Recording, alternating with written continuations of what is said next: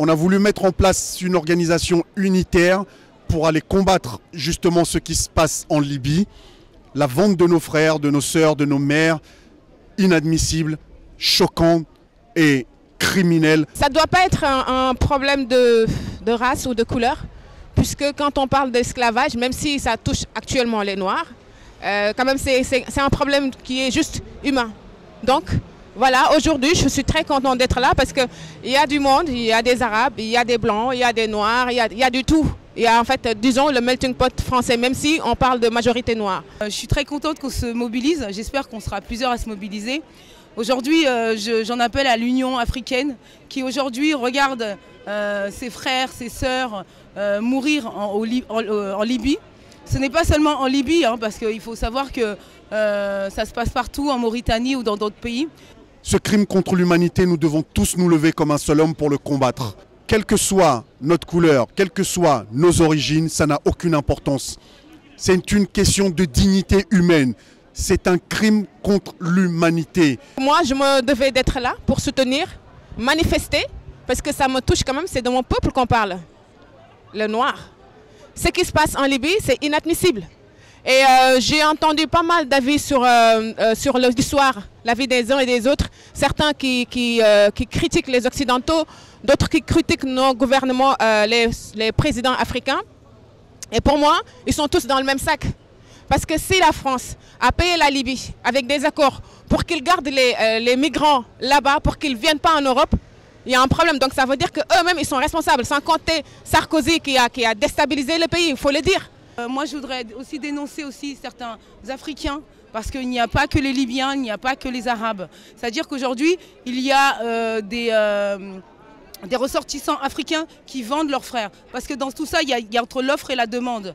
Donc il y a des frères africains, on a appris dans des vidéos des migrants qui parlent et qui disent qu'effectivement, il y a aussi des frères africains noirs qui vendent leurs frères à des Libyens. Donc ça aussi, nous devons le dénoncer, parce que ce n'est pas que d'une partie.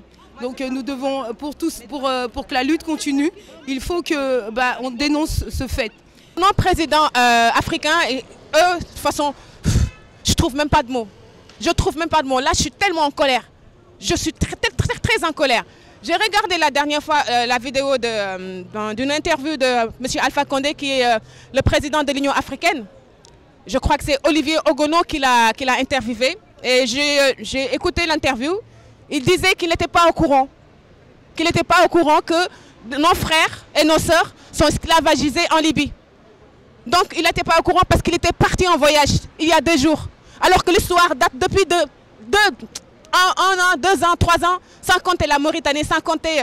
Bon, l'essentiel c'est que j'arrive plus à parler parce que je suis très en colère. Et qu'aujourd'hui l'Union africaine, qu'elle arrête de se voiler la face, parce que dans toutes ces organisations, il y a ces présidents. Il faut qu'ils lancent un appel, il faut qu'ils en parlent concrètement et qu'ils se disent qu'est-ce qu'ils vont faire. Parce que si on attend après l'Union européenne, on va attendre longtemps. La France a ses intérêts en Afrique, ça il ne faut pas l'oublier.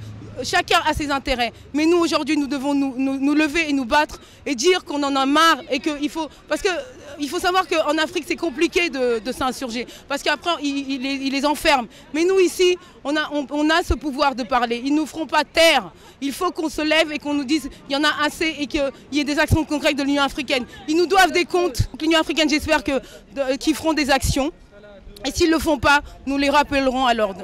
L'essentiel c'est qu'il y a une présence massive de Noirs, il y a une présence massive aussi d'autres personnes qui sont touchées par la cause et qu'on va toujours, Inch'Allah, trouver une solution pour éradiquer ce fléau dans ce monde. Il est temps que les Noirs se réveillent et qu'on prenne ce qui nous revient de droit, c'est-à-dire la dignité, l'égalité et la liberté. Au XXIe siècle, avec tout ce qu'on a vécu, avec tout ce que l'histoire nous a appris, 400 ans d'esclavage, et on continue pourtant à vendre des gens au XXIe siècle. Nous devons tous nous lever et c'est une des raisons pour lesquelles nous avons voulu mettre en place cette coordination qui, elle, va se mobiliser jusqu'à la cessation, jusqu'à l'arrêt complet de la vente de nos frères, de la mise en esclavage des uns et des autres.